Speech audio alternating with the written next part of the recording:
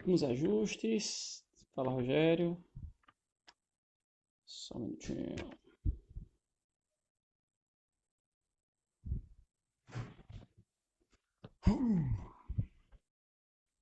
Leandro. Isso. Beleza. Bora, Rafael.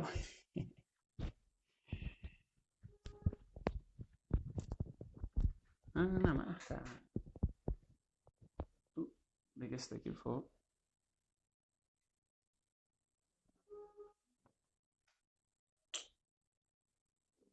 Beleza. Super iluminado.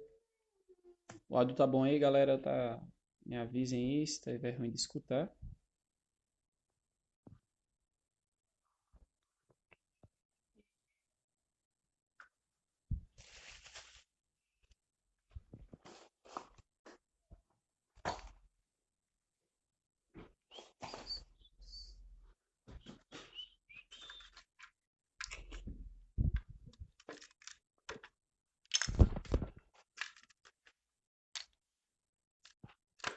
Então, vamos lá. Temos 10 aqui, também não posso estar esperando mais, certo? Galera, só para fazermos uma maior organização, certo? Vou avisar vocês que em determinado período aqui eu não vou estar lendo os comentários, certo? Então, vocês podem ficar mandando as perguntas pela abazinha de perguntas que existe, certo? Você pode mandar as perguntas pelos stories e serão respondidas. Tem uma ferramentazinha aí, deve estar aparecendo para você que está participando aí da live, certo? Lembrando também que vai estar sendo disposto logo em seguida no YouTube essa live aqui, beleza? Caso você não esteja escutando direito, por favor, avisem. E novamente, muito obrigado aí pela participação de todos vocês. Então é isso, galera. Vamos começar aqui a nossa GeoLive Tira Dúvida dos Desesperados. Bom, pessoal, então vamos lá começar. Ok, para você que está agora aqui, deve estar procurando o assunto de blocos econômicos, ok?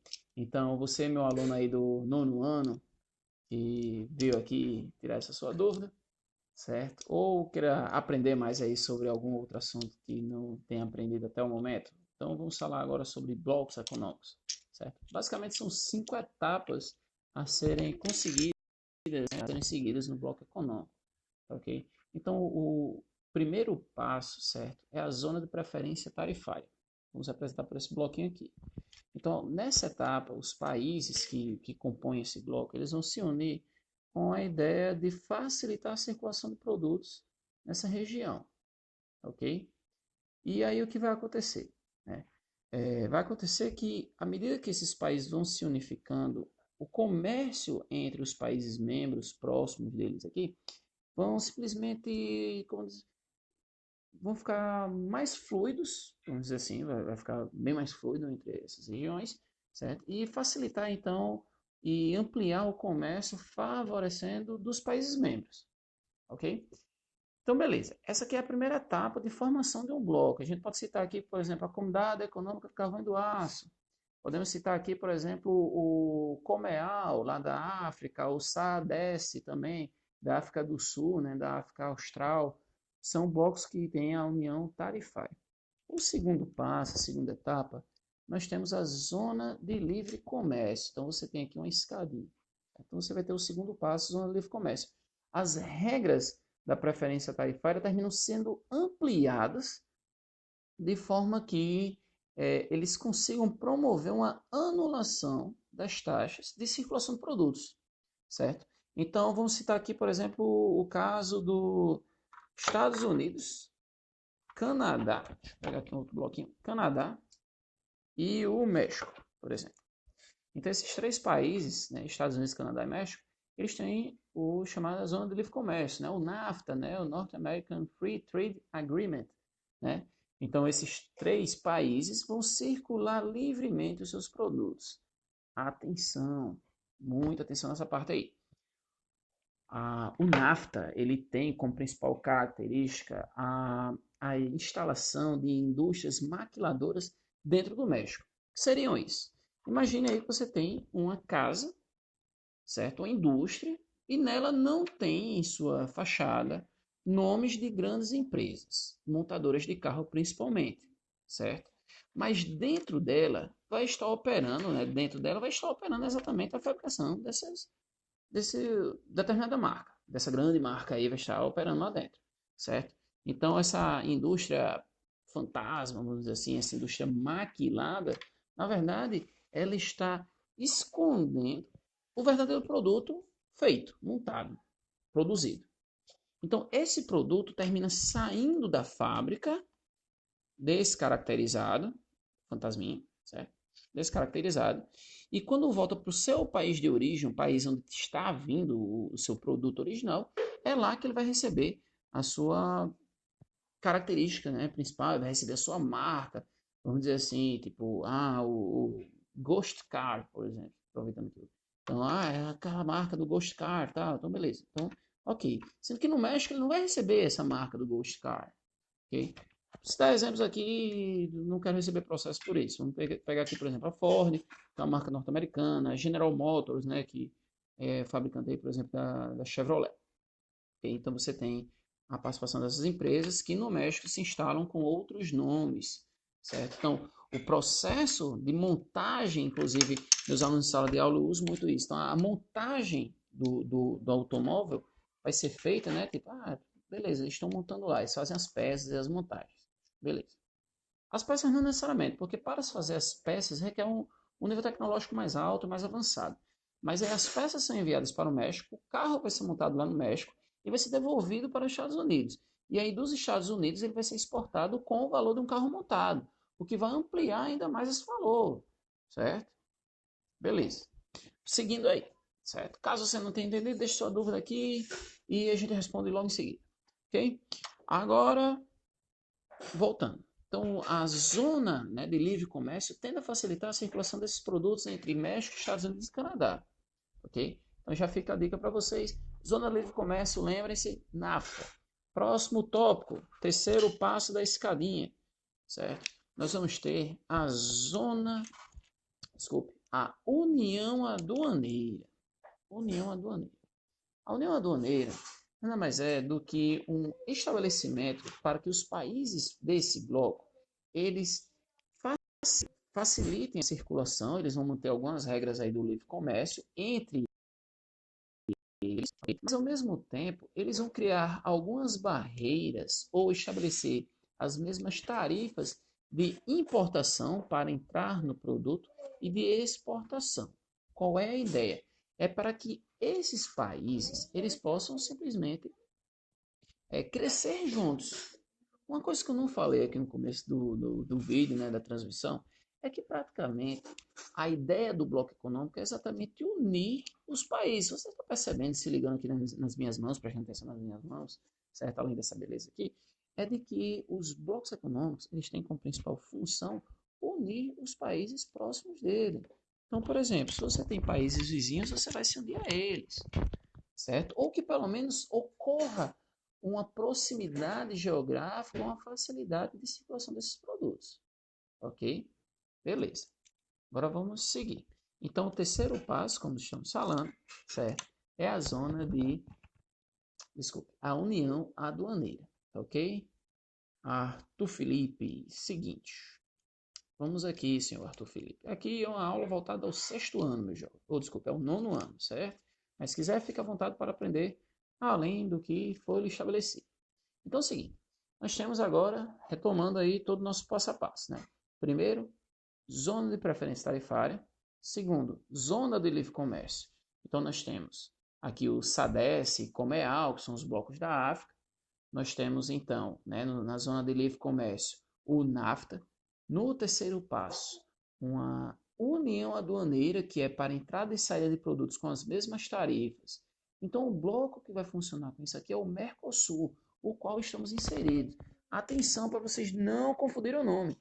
Mercosul ele tem como seu nome por extenso o Mercado Comum do Sul, mas ele não é um mercado comum. Muita atenção nessa parte aí.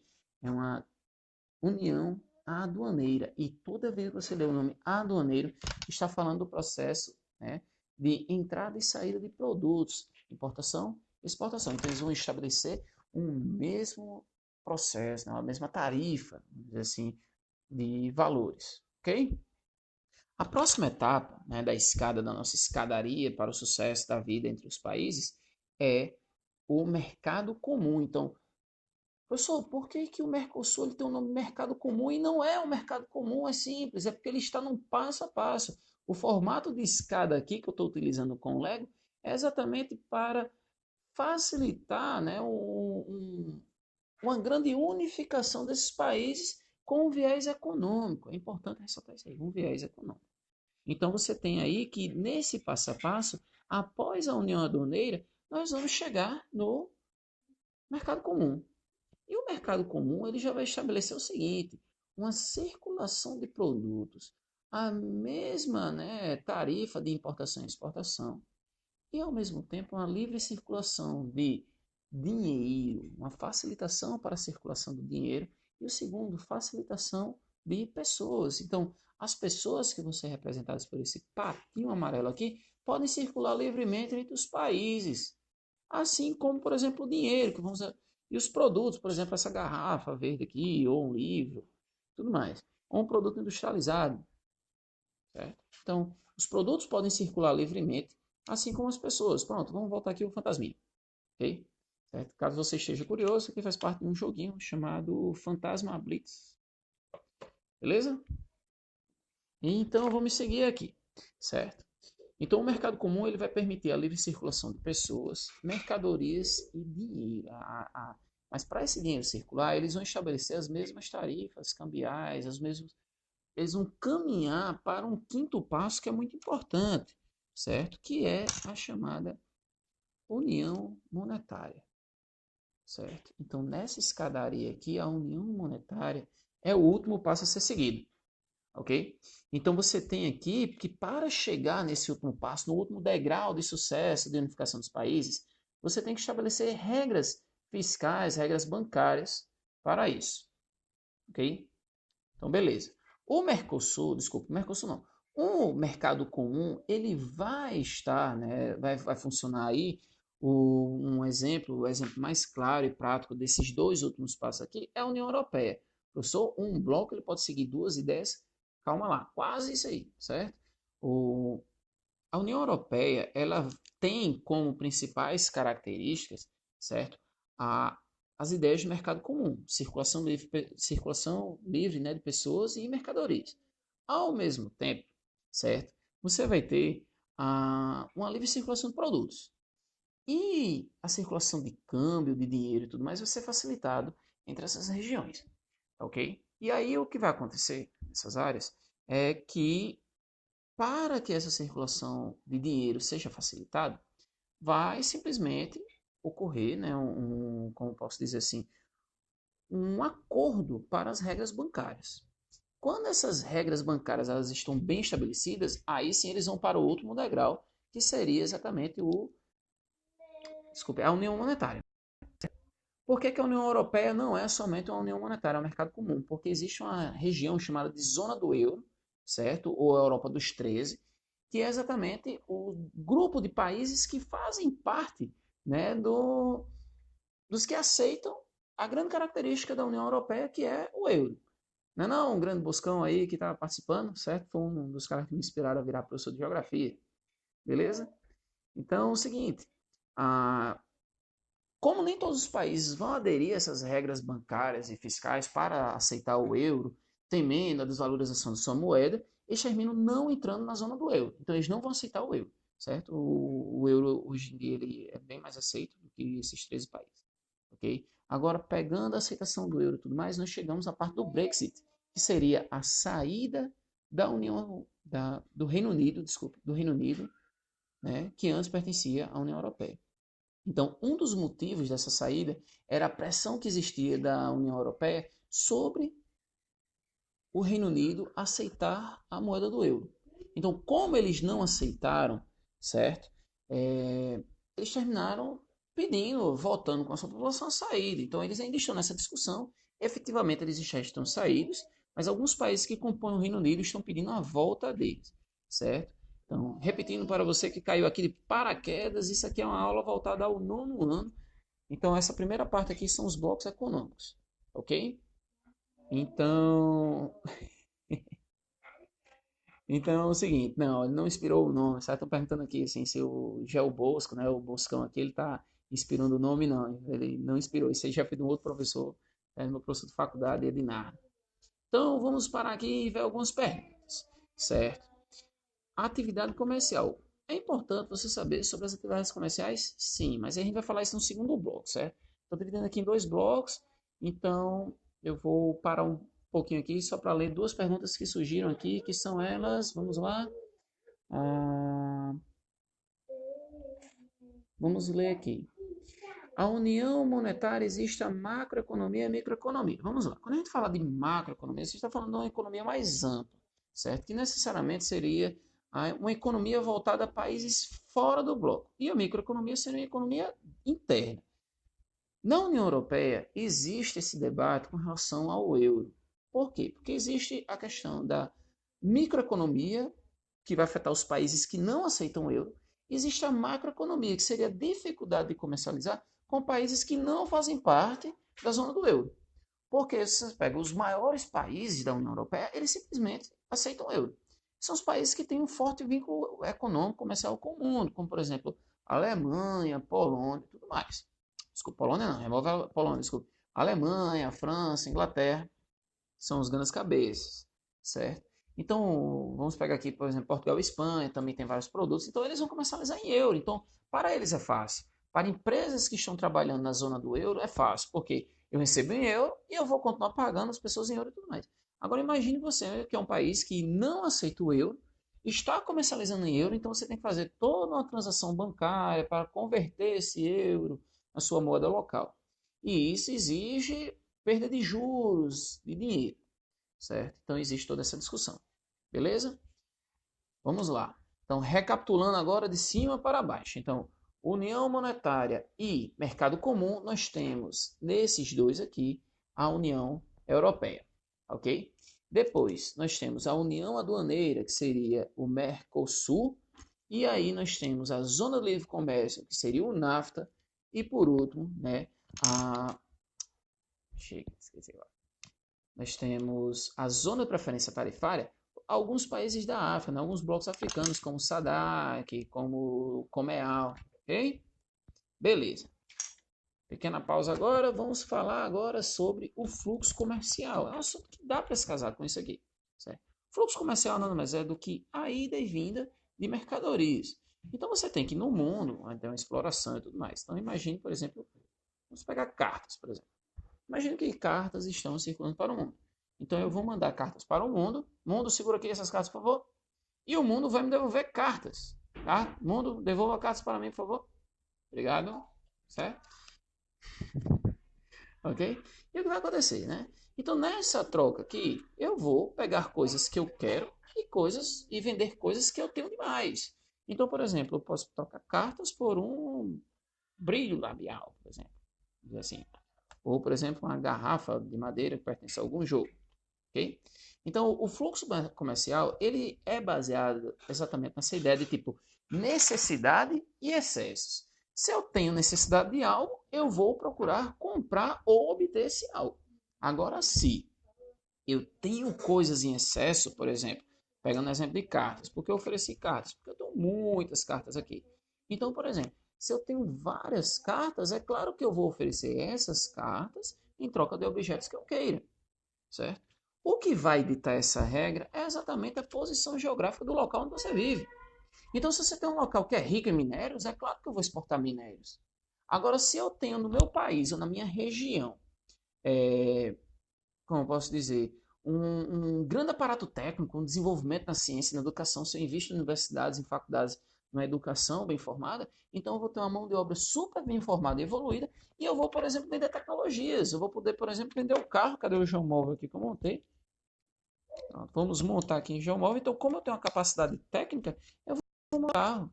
Mas para montar esse carro, eu vou precisar de quê? Matéria-prima. Então, o que é que vai acontecer? Se o meu país não tem condições de ter essas matérias-primas, eu vou comprar de fora. Então eu peço do mundo, por favor, estenda sua mão até aqui para eu receber esses produtos.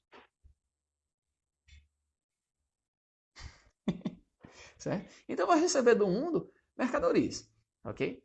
E aí o que vai acontecer? Eu vou e incremento meu carrinho, boto aqui um aerofólio, pronto. Então, incrementei aqui o geomóvel, certo? Então perceba, de várias partes do mundo eu vou estar recebendo vários produtos. E aí eu vou revender esse carro para o mundo, eu vou exportar. E lembre-se, para exportar eu vou precisar do quê? Meio de transporte, por isso que você vai ter o carrinho aqui de novo, certo? Então, por exemplo, aí eu pergunto a você, né? Um exemplo aqui, vamos lá. O que é que seria mais valioso? A matéria-prima ou o carro feito, com toda a sua tecnologia?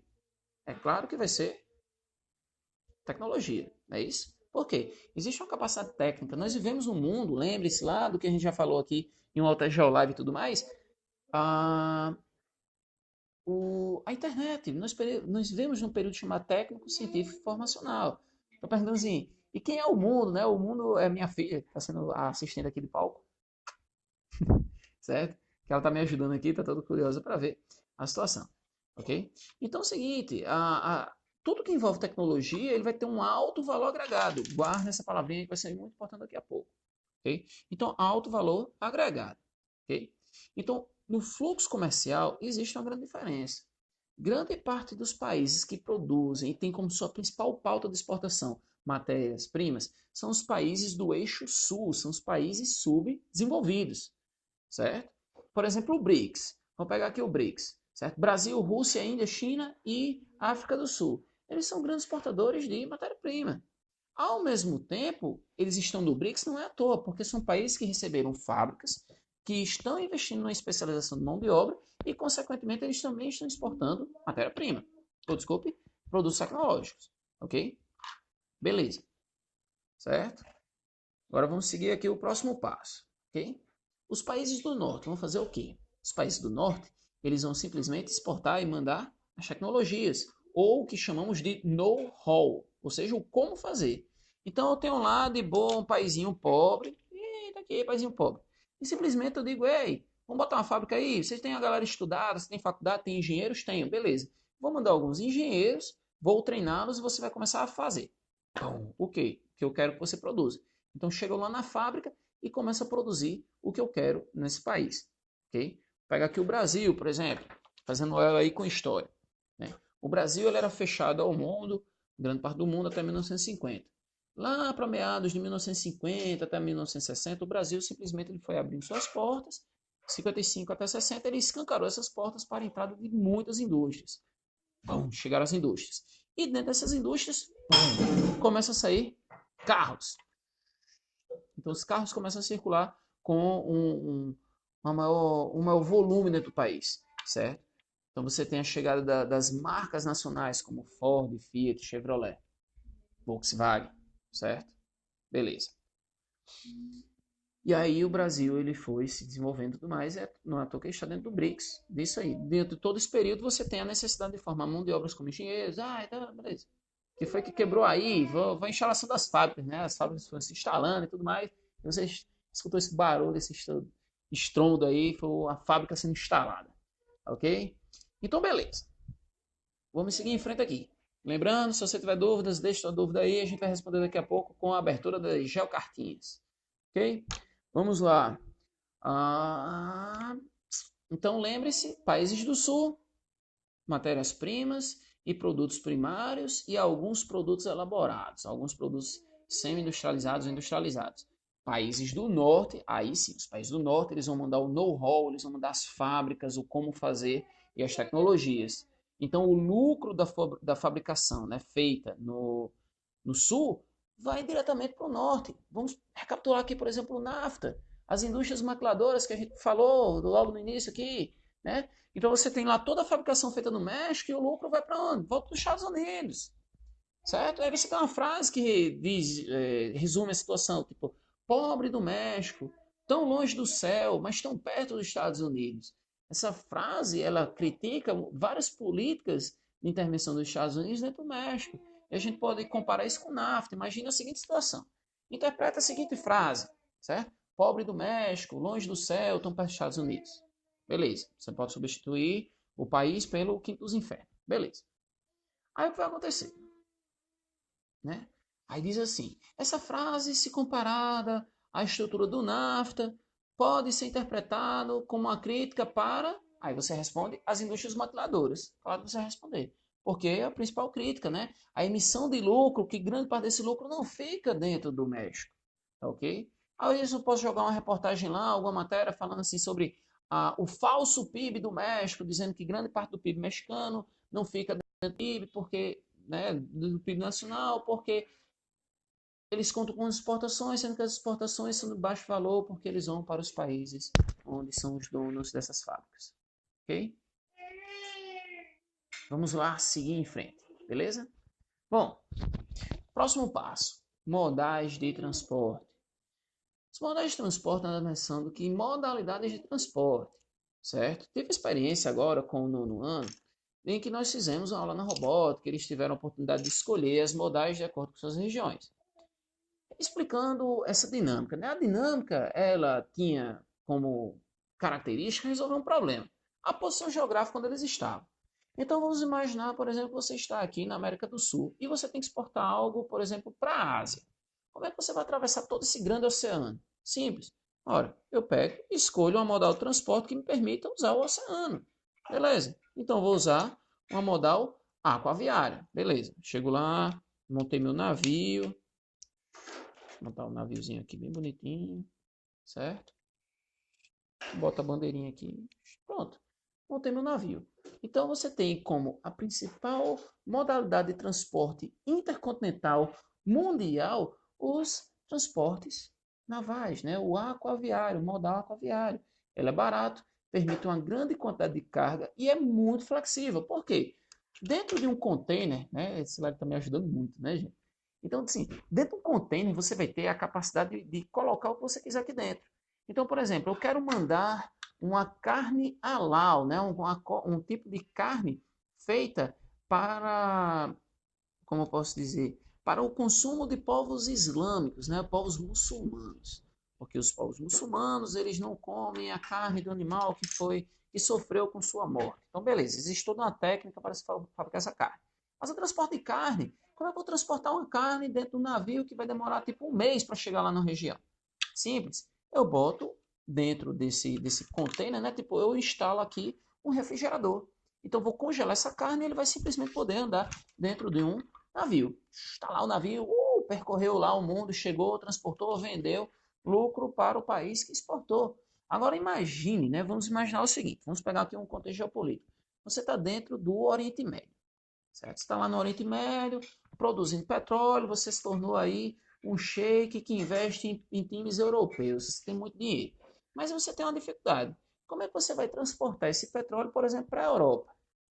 Ora, eu posso fazer dutos. Então, eu posso utilizar a modal dutoviária, que vai ser a utilização de dutos, encanamentos, que vai permitir a circulação desses produtos, que podem ser líquidos ou grãos, certo? Beleza. Essa modal também ela é muito barata, né? E uma pequena desvantagem dessa modal é que os dutos, né? Vamos pegar aqui os fios aqui, por exemplo. Então, o fio, né, o duto, ele tem que ser instalado de um canto fixo a outro. Então, você tem uma base que vai mandar todo esse produto para determinada região. Beleza? Então, você tem aí que ele é fixo, ele não é flexível. O navio, ele vai ter uma rota marítima, ele só não pode invadir a terra, aqui ele não é um transformer, né? Então, o navio ele vai até o porto, ancorou no porto, descarrega, beleza. A partir dali, o país ou a empresa que contratou essa modal vai ter que transportar. E aí nós vamos para a terceira modal. Normalmente, o transporte do porto para muitas cidades próximas dos portos é a modal rodoviária. Então, você tem lá dentro próximo de um porto, por exemplo, um caminhãozinho lá, né? O caminhãozinho parou, chegou lá, parou. E aí, quer levar carga? Quero. Beleza, acopla aí. Ele vai, acopla um trem, botou o trem, botou, vou pegar aqui uma outra pecinha aqui, botou um outro trilho aqui de rodas, pá, pronto. O caminhão vai levar ali a sua carga para regiões. Perfeito, não é não? Beleza, só tem um problema. O custo de carga efetiva desse produto é caro. Por quê? Um navio, ele consegue carregar, por exemplo, 200 mil toneladas de carga. Um caminhão, ele vai levar tipo 1 tonelada, 2 toneladas de carga. Existem regras. Além disso, por exemplo, um caminhão muito pesado, ele afunda o asfalto. Então, as regiões têm que gastar com manutenção aí manutenção do asfalto. Combustível, né? Então, você tem um combustível diesel, utilizado em meio de transporte comum também, civil. Então, o custo do modal rodoviário é caro. Prova disso. Vamos lá. Quando aumentou o diesel aqui no país, né, o que é que os caminhoneiros fizeram no ano passado? Greve caminhoneiro, parou o país. E aí ficou alerta. Né?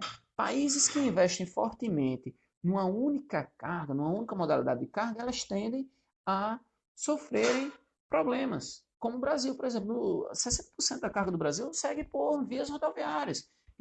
Então, temos uma greve dos rodoviários, dos caminhoneiros, para o Brasil, certo? Beleza. Vamos lá. Já falamos do aquaviário, uso da água dos navios, certo? Vantagens: grande potencialidade de carga. Desvantagens: ter que ter portos ou não poder trafegar em grandes partes do continente, a não ser que estejam rios, hidrovias. Beleza? Vamos lá. Segundo, duto viário, uso de dutos, encanamentos para circulação. Ele pode levar gases, líquidos e grãos, né? Dinheiro também, é possível levar dinheiro nessas regiões. Ok? Pronto. Ele vai de ponta a ponta, a uma modal ponta a ponta. Ok? Beleza. Então ele não é flexível. Rodoviário, certo? Rodoviário. Ele pode seguir estradas, pode ser pavimentadas ou não. Por exemplo, aqui no Brasil, para a região norte, tem muita rodovia que não é pavimentada. Ok? Mas ele pode seguir o seu caminho tranquilamente. Custo de carga efetivo baixo, né? Em detrimento aí da potencialidade de carga. Então, o custo por carga se torna alto. Ok?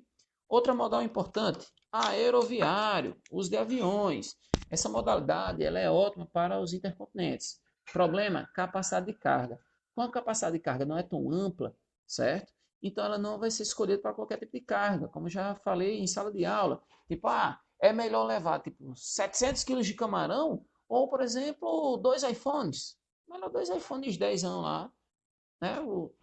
Não vai carregar tanto. Eu posso encher um avião da iPhone, o valor da carga, né, vai ser muito mais alto do que seria a mesma capacidade em camarão, por exemplo. Ok? E por que celulares, professor? Por que você está falando de iPhone? É simples, olha só. Se eu estou levando iPhones, eu tenho aqui alto valor agregado. Então, se eu tenho um alto valor agregado, eu posso levar produtos que são pequenos, por exemplo, microchips, celulares, notebooks, certo? E aí eu posso levar dentro do avião tranquilamente. Vai lá, levo. Então, pronto. Um notebook custa no mínimo 1.500. Né? Um notebook. Um iPhone, por exemplo, vou pegar aqui o iPhone 10, 7 mil, 5 mil. Beleza, como é vendido na loja, não importa o valor de fabricação. Estou dizendo o quê? Que tem um alto valor agregado. Então eles não vão levar matéria-prima, eles não vão levar tipo, minério de ferro. Se eu for levar a quantidade de minério de ferro que um país precisa, por exemplo, a produção mensal, o avião cai. Teriam de ser vários e vários aviões. Beleza? Última modal a ser falada aqui, né? Repetindo, nós já falamos do hidro, aeroviário, dutoviário e rodoviário. O último, ferroviário, certo? O ferroviário é a utilização de trens, ok? Esse aqui chega a ser tão efetivo quanto os hidroviários. Desvantagem, né? Quer dizer, vamos primeiro para as vantagens, fazer a propaganda positiva aqui. Vantagem, ele pode levar inúmeros vagões, ele pode levar muitos e muitos vagões. Você já deve ter assistido Thomas e seus amigos por várias vezes, então eles podem levar vários vagões e assim como os navios, esses vagões eles podem ser manobrados, eles podem ser ajustados de acordo com o valor de carga. Beleza?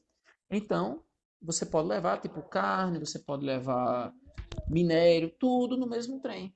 Ok? Desvantagem. Assim como o dutoviário, ele é de ponta a ponta. Então, você tem que ter a linha férrea. Se você não tiver a linha férrea, ele não vai sair andando. Ok? Agora surgiram algumas perguntas para a gente finalizar aqui a nossa aula, certo? Enquanto isso, vão mandando aqui as suas perguntinhas. E caso você esteja assistindo isso aqui pelo YouTube, você simplesmente mande e deixe aí que eu respondo para vocês. Vamos aqui à nossa primeira geocartinha. Qual é a diferença de fluxo e rede? Perfeito. Vamos, opa, deixa eu baixar aqui, beleza. Vamos pegar aqui, por exemplo, a tomada e isso aqui. A rede seria o local onde eu vou conectar, certo? Então isso aqui eu vou encaixar, por exemplo, na tomada. Encaixei na tomada. A rede é a tomada e o plug, certo? Isso aqui é a rede, ok?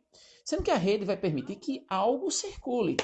Então esse algo que circula é o fluxo, ok? Então lembre-se, a rede é a conexão. Por exemplo, conexão entre Brasil e China através do transporte aquaviário. Isso é a rede. O fluxo, eu posso dizer assim, quantos navios saem do Brasil para a China no mês? Quantos navios chegam chineses no Brasil trazendo cargas? Isso é o fluxo. Eu estou falando de quem vem e para onde vai. Então, esse é ida e vinda, fluxo. Os pontos é a rede, ok?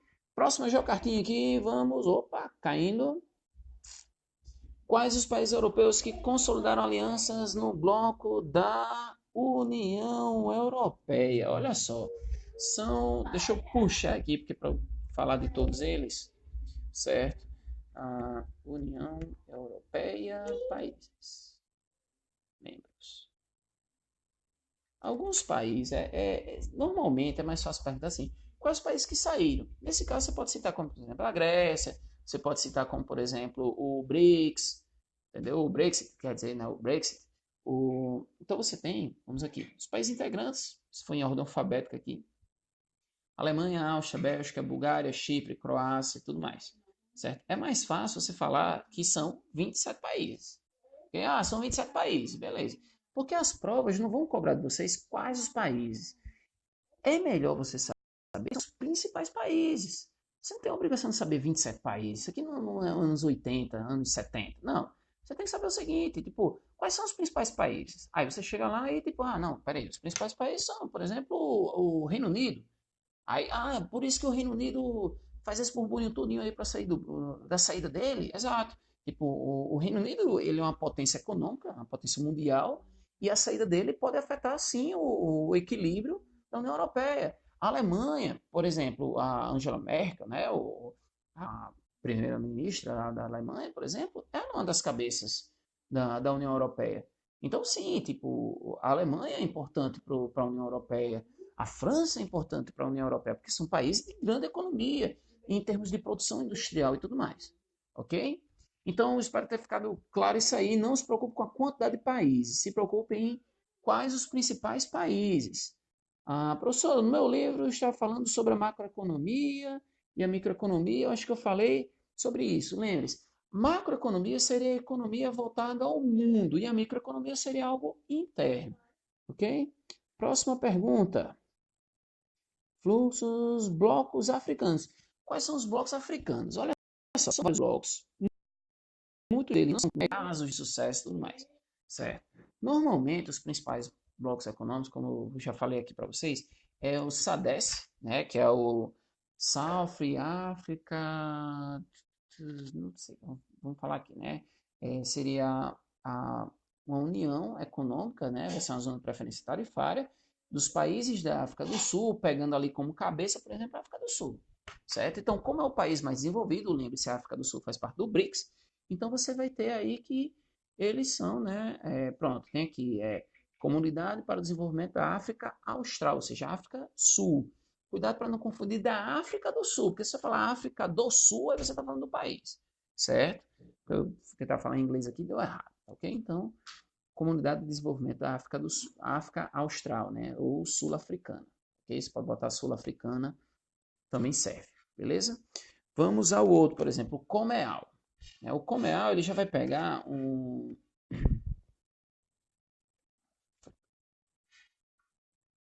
Certo? Ele já vai pegar, por exemplo, os países ali da Nigéria, alguns países que já envolvem a questão de produção de petróleo e tudo mais. Já destaco aqui para vocês a Nigéria. Também é uma zona de preferência tarifária. Okay? Então, os países próximos deles são países que integram... Deixa eu só pegar aqui uma coisinha para falar para vocês. Então, por exemplo, você tem a principal ideia deles, né, no caso, é simplesmente facilitar o comércio entre eles. É simples, mas professor, por que eles não evoluem para uma zona de livre comércio e tudo mais? Porque o desequilíbrio econômico da África, existe uma disparidade muito grande dentro dos países africanos. Então você tem países que têm grandes níveis de riqueza, como por exemplo Nigéria, Egito, a África do Sul. E você tem países que carecem de desenvolvimento, como por exemplo Etiópia, Tanzânia, por exemplo. Tanzânia ali, perto da África do Sul. Entendeu? Deixa eu mostrar aqui para vocês.